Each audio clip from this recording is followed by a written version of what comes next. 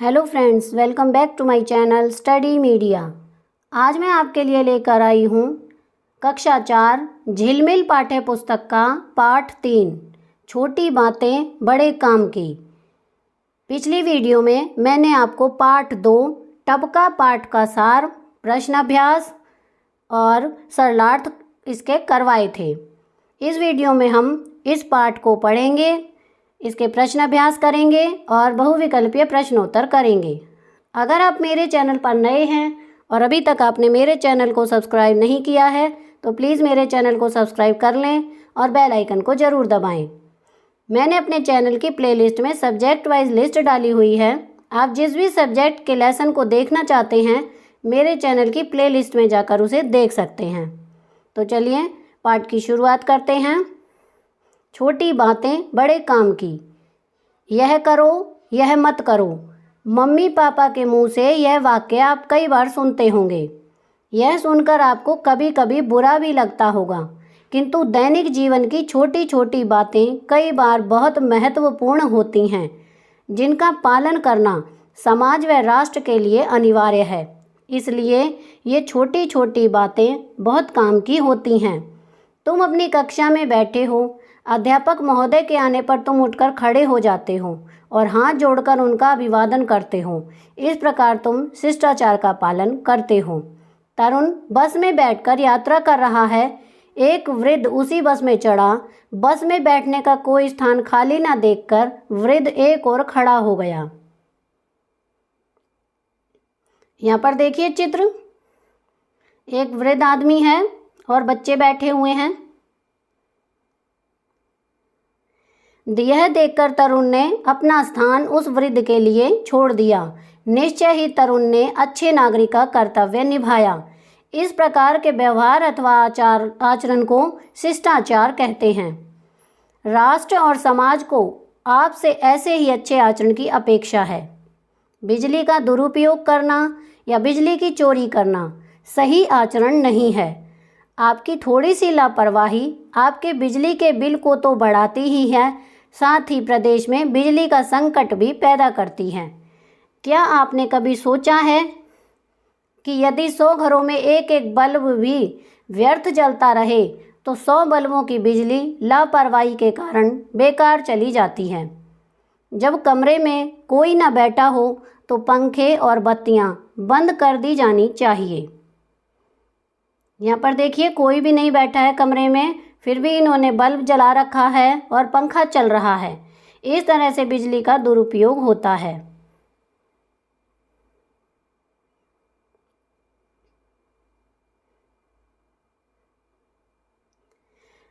सुमन ने हाथ धोए और नल खुला छोड़ दिया।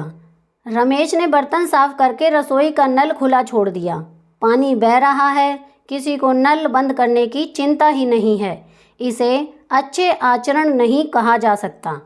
सबको यह आदत डाल लेनी चाहिए कि जब पानी की ज़रूरत न हो तब नल अच्छी तरह बंद कर देना चाहिए। वह देखो, कुछ बच्चों ने आधी छुट्टी में खाना खाया और छिलके तथा कागज कूड़ेदान में न डालकर डेस्क के नीचे डाल दिए। ऐसा करना ठीक नहीं।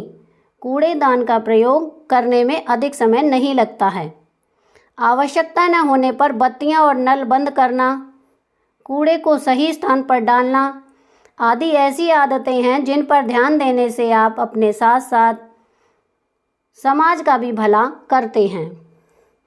अच्छे संस्कार बचपन में ही पड़ जाते हैं और बड़े होने पर उनकी आदत बनी रहती है। इसलिए बचपन से ही अच्छी आदतों को अपनाना चाहिए। समय का पालन करना, बस पर चढ़ते समय धक्का मुक्की न करना, अपने से बड़ों का आदर करना, सभ्य भाषा का प्रयोग करना, स्वच्छता का ध्यान रखना आदि कुछ ऐसी बातें हैं जिन्हें अपना लेने से विद्यार्थी सभ्य नागरिक बन सकते हैं। तो यहाँ पर हमारा ये पाठ पूरा हो गया है। अब हम इसके अभ्यास करेंगे। तो सबसे पहले हम करेंगे नंबर 1। आइए शब्दों के अर्थ जानें। पहला है अपेक्षा, इसका अर्थ है उम्मीद। अभिवादन, इसका अर्थ है प्रणाम या नमस्कार। आचरण, इसका अर्थ है व्यवहार। दुरुपयोग, इसका अर्थ है गलत इस्तेमाल। निश्चय, इसका अर्थ है पक्का इरादा। व्यस्त, कार्य में लगा हुआ। संकट, इसका अर्थ है मुसीबत। अब हम इसके प्रश्न अभ्यास करते हैं। नंबर 2 पाठ से। क, अध्यापक के कक्षा में आने पर आप किस प्रकार अभिवादन करते हैं? इसका उत्तर हम लिखेंगे, अध्यापक के कक्षा में आने पर हम खड़े हो जाते हैं तथा हाथ जोड़कर उनका अभिवादन करते हैं। ख, तरुण ने अच्छे नागरिक का दायित्व कैसे निभाया? इसका उत्तर है, तरुण ने बस की यात्रा के समय एक वृद्ध को अपनी सीट देकर अच्छे नागरिक का दायित्व निभाया। प्रश्न ग, प्रदेश में बिजली संकट पैदा होने के क्या कारण हैं? इसका उत्तर है, लोगों द्वारा बिजली का दुरुपयोग करना तथा बिजली की चोरी करना प्रदेश में बिजली संकट पैदा करने के कारण हैं। घ, पानी को व्यर्थ बहने से कैसे बचाया जा सकता है? उत्तर, पानी की आवश्यकता न होने पर नल को बंद करके पानी को व्यर्थ होने से बचाया जा सकता है।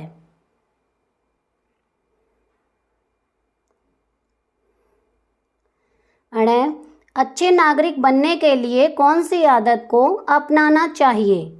इसका उत्तर है, अच्छे नागरिक बनने के लिए समय का पालन करना, बस पर चढ़ते समय धक्का मुक्की न करना, बड़ों का आदर करना, सभ्य बोलना, स्वच्छता का ध्यान रखना आदि आदतों को अपनाना चाहिए। च, हाँ या नहीं में उत्तर दें। हमें बड़ों का आदर करना चाहिए, इसमें हम लिखेंगे हाँ। दूसरा है, मोबाइल पर मित्रों से गप्पे हाँकनी चाहिए, इसमें हम लिखेंगे नहीं, हमें मित्रों से गप्पे नहीं हाँकनी चाहिए, जितना ज़रूरत हो उतनी बात करनी चाहिए।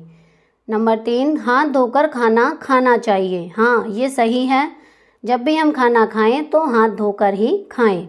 नल को खुला छोड़ देना चाहिए, ये सही नहीं है, हमें जब भी काम हो तो हम नल को चलाएं और जब ज़रूरत ना हो तो हमें नल को बंद कर देना चाहिए। रोज़ाना दांत साफ़ करने चाहिए। हाँ, हमें रोज़ाना दांत साफ़ करने चाहिए। कूड़ा कूड़ेदान में डालना चाहिए। हाँ, अगर हम कूड़ेदान में नहीं डालेंगे तो चारों तरफ कूड़ा ही कूड़ा फैला रहेगा। अब आगे है नंबर 3, आपकी बात। तो इसमें प्रश्न पूछे गए हैं, ये आपको इनका जवाब आपको खुद देना है। देखिए, जैसे कि मैं बता देती हूँ कि अपने स्कूल में आस पड़ोस को स्वच्छ रखने के लिए आप क्या करते हैं? तो इसका उत्तर मैंने लिख दिया है यहाँ पर। इसमें हम लिखेंगे, अपने स्कूल व आस पड़ोस को स्वच्छ रखने के लिए हम कूड़ेदान का प्रयोग करेंगे। कहीं भी कूड़ा इकट्ठा नहीं होने देते हैं, लोगों को साफ सफाई के लिए जागरूक करते हैं। ये हमारे पहले प्रश्न का उत्तर है। अब दूसरा है, आप अपने घर में बिजली व पानी की बचत कैसे करते हैं? इसमें हम लिखेंगे, जितनी ज़रूरत होती है उतने पानी का उपयोग करते हैं, नल को खुला नहीं छोड़ते हैं। जिस कमरे में बैठे हैं उसी कमरे की लाइट और पंखा इस्तेमाल करते हैं, बाकी कमरों की बिजली नहीं जलाते हैं। तो इस प्रकार हम बिजली और पानी की बचत करते हैं। पाठ के अलावा और कौन कौन सी अच्छी आदतें हैं जिनसे हम समाज का भला कर सकते हैं? इसका उत्तर है, काम में एक दूसरे का सहयोग करना, भूखे को खाना खिलाना, गरीबों की मदद करना, अपना काम ईमानदारी से करना। प्रश्न है, कोई ऐसी घटना बताएं जिसमें आपने किसी की मदद की हो, मदद करने के उपरांत आपको कैसा महसूस हुआ? इसका उत्तर हम लिखेंगे, मैंने एक बार बूढ़े व्यक्ति को सड़क पार करवाई थी, फिर उसने मुझे आशीर्वाद दिया था। मदद करने के बाद मुझे अच्छा महसूस हुआ।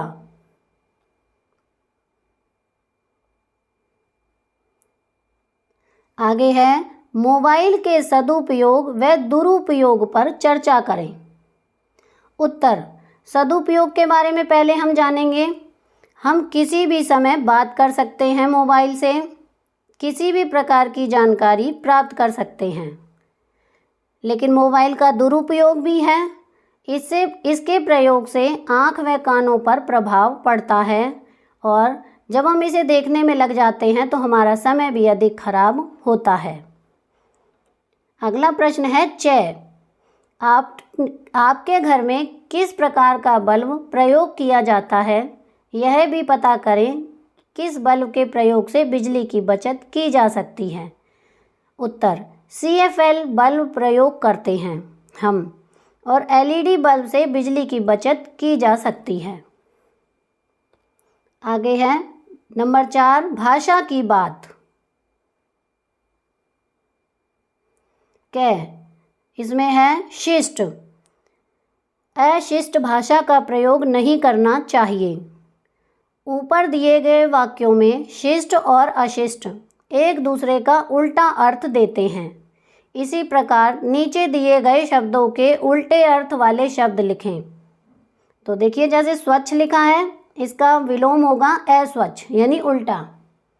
दुरुपयोग, इसका होगा सदुपयोग। सुख, इसका उल्टा होगा दुख। सभ्य, इसका उल्टा होगा असभ्य। आदर, इसका उल्टा होगा अनादर। शिष्टाचार का पालन करने वाले को शिष्टाचारी कहते हैं। नीचे दिए गए वाक्यांशों के लिए एक एक शब्द लिखें। ईमानदारी से काम करने वाला, उसे कहेंगे हम ईमानदार। दूसरों पर उपकार करने वाला, उसे कहेंगे हम परोपकारी। सदा सच बोलने वाला, तो उसे कहेंगे हम सत्यवादी। कम बोलने वाला, इसे कहेंगे मितभाषी। बहुत अधिक बोलने वाला, वाचाल। साथ पढ़ने वाला, सहपाठी।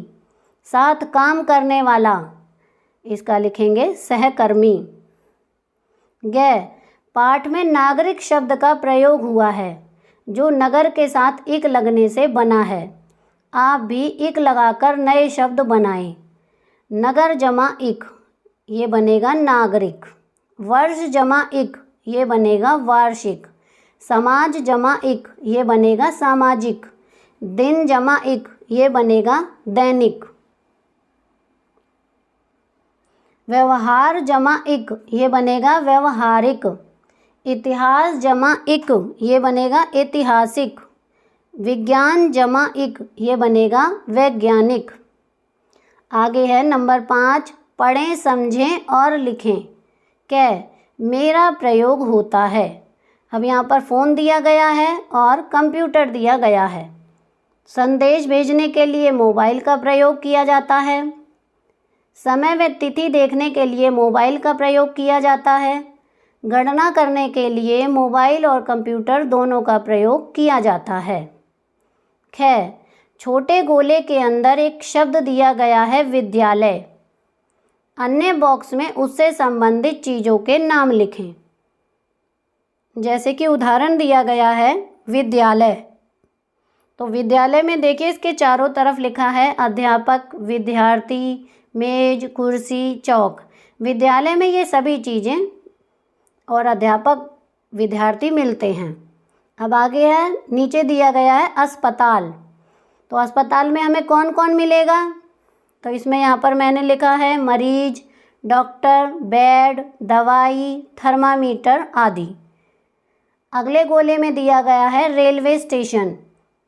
तो रेलवे स्टेशन पर हमें मिलेंगे यात्री, रेल, अखबार वाला, चाय वाला और टिकट। अब हम यहाँ पर इसके बहुविकल्पीय प्रश्नोत्तर करेंगे, यानी MCQ क्वेश्चंस करेंगे। प्रश्न 1, निम्नलिखित में से बुरा शब्द का विलोम शब्द छांटो। क बुराई, ख खुशी, ग अच्छा, घ गंदा। तो बुरा शब्द का विलोम होगा ग यानी अच्छा। नंबर 2, रिक्त स्थान की पूर्ति करें। डैश बड़े काम की है। क मिट्टी के बर्तन, ख छोटी बातें, ग बड़ी खुशी, घ उपर्युक्त सभी। इसका सही उत्तर है ख छोटी बातें बड़े काम की हैं। प्रश्न 3, डैश बस में बैठकर यात्रा कर रहा था। क वरुण, ख तरुण, ग राधा, घ आलोक। इसका सही उत्तर है ख तरुण। प्रश्न 4, वृद्ध शब्द का विपरीत शब्द चयन करें। 4 ऑप्शन दिए गए हैं यहाँ पर। क सुंदर, ख बूढ़ा, ग जवान, घ आदमी। इसका सही उत्तर है वृद्ध का उल्टा होता है ग जवान। प्रश्न 5, निम्न में से व्यवहार व आचरण से मिलकर जो बने उस शब्द का चयन करें पाठ के आधार पर। क शिष्टाचार, ख भ्रष्टाचार, ग आचार, घ परोपकार। इसका सही उत्तर है क शिष्टाचार। प्रश्न 6, पाठ छोटी बातें बड़े काम के आधार पर बताएं। किसने बर्तन साफ करके नल खुला छोड़ दिया। 4 ऑप्शन हैं। क वरुण ने, ख रमेश ने, ग अजीत ने, घ दादाजी ने। इसका सही उत्तर है ख रमेश ने। प्रश्न 7, निम्नलिखित में से स्वच्छता शब्द के अर्थ का चुनाव करें। क गंदगी, ख देखरेख, ग साफ सफाई, घ सुंदरता। इसका सही उत्तर है ग साफ सफाई। प्रश्न 8, निम्न में से अभिवादन शब्द के अर्थ का चुनाव करें। क प्रणाम, ख झुकना, ग मुड़ना, घ हाथ मिलाना। इसका सही उत्तर है क प्रणाम। प्रश्न 9, निम्नलिखित के उत्तर दें। क क्या ये बात सही है कि बिजली कोयले के द्वारा भी बनाई जाती है। इसका ऑप्शन है 1 हाँ, दूसरा ऑप्शन है नहीं। तो इसका सही उत्तर है 1 हाँ। प्रश्न 10, निम्नलिखित में से पानी शब्द के पर्यायवाची शब्द का चयन करें। क खीर, ख नीर, ग तालाब, घ कुआं। इसका सही उत्तर है ख नीर। प्रश्न 11, क्या ये कथन सत्य है कि हमें कूड़ा कूड़ेदान में ही डालना चाहिए। ऑप्शन है 1 हाँ, दूसरा ऑप्शन है नहीं। इसका सही उत्तर है 1 हाँ। प्रश्न 12, मोबाइल शब्द के सही अर्थ का चुनाव करें। क ध्वनि यंत्र, ख पोषक तत्व, ग यूट्यूब, घ बटुआ। इसका सही उत्तर है क ध्वनि यंत्र।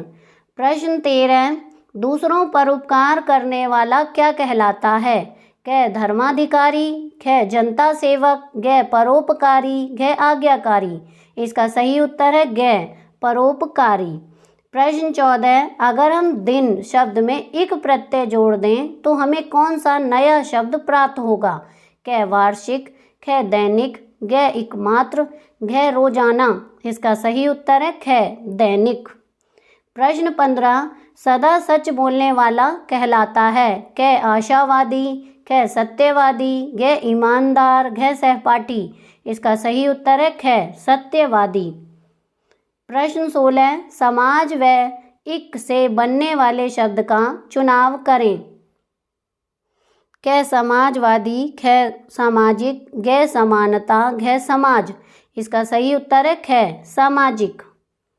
प्रश्न 17, निम्न में से अलग शब्द का चयन करें। क अध्यापक, ख विद्यार्थी, ग कुर्सी, घ अस्पताल। इसका सही उत्तर है घ अस्पताल। प्रश्न 18, आचरण शब्द का क्या अर्थ है। क लापरवाही, ख व्यवहार, ग कर्तव्य, घ संस्कार। इसका सही उत्तर है ख व्यवहार। प्रश्न 19, अध्यापक के कक्षा में आने पर आप किस प्रकार उनका अभिवादन करते हैं। क बैठे बैठे हाथ जोड़कर, ख खड़े होकर और हाथ जोड़कर, घ चुपचाप बैठकर, घ चरणों में झुककर। इसका सही उत्तर है ख खड़े होकर और हाथ जोड़कर। प्रश्न 20, हम बिजली कैसे बचा सकते हैं। क बिजली चोरी करके, ख पंखे और बत्तियां बंद करके, घ बिजली का दुरुपयोग करके, घ अधिक बिल भरकर। इसका सही उत्तर है ख पंखे और बत्तियां बंद करके। प्रश्न 21, आवश्यकता न होने पर बत्तियां और नल बंद करना, कूड़े को सही स्थान पर डालना आदि ऐसी आदतें हैं जिन पर आप ध्यान देते हैं तो आप किसका भला कर रहे होते हैं। ऑप्शन है क पड़ोसी का, ख सिर्फ अपना, घ किसी का भी नहीं, घ समाज व अपना। तो इसका सही उत्तर है घ अपना और समाज का भला कर रहे हैं। प्रश्न 22, अभिवादन शब्द का एक अर्थ है प्रणाम, दूसरा अर्थ इनमें से कौन सा है। क मुसीबत, ख उम्मीद, घ नमस्कार, घ व्यवहार। इसका सही उत्तर है ग। नमस्कार। प्रश्न 23, हम समय का पालन कैसे कर सकते हैं? क घड़ी को पास रखकर, ख घड़ी के सामने बैठकर, ग समय पर पहुंचकर या काम करके, घ घड़ी दिखाकर। इसका सही उत्तर है ग समय पर पहुंचकर या काम करके। प्रश्न 24, दुरुपयोग शब्द का सही अर्थ क्या है? क गलत इस्तेमाल, ख काम में न आना, ग पानी को बहने से रोकना, घ अच्छा काम। इसका सही उत्तर है क गलत इस्तेमाल। तो यहाँ पर हमारी ये वीडियो ख़त्म होती है। अगली वीडियो में मैं आपको पाठ 4 12मासा पाठ करवाऊंगी। उस पाठ में हम इसके सरलार्थ, प्रश्न अभ्यास और बहुविकल्पीय प्रश्नोत्तर करेंगे। आपको मेरी ये वीडियो कैसी लगी मुझे कमेंट करके ज़रूर बताएं। मेरी वीडियो को लाइक करें, शेयर करें और चैनल को सब्सक्राइब करना ना भूलें। Thank you.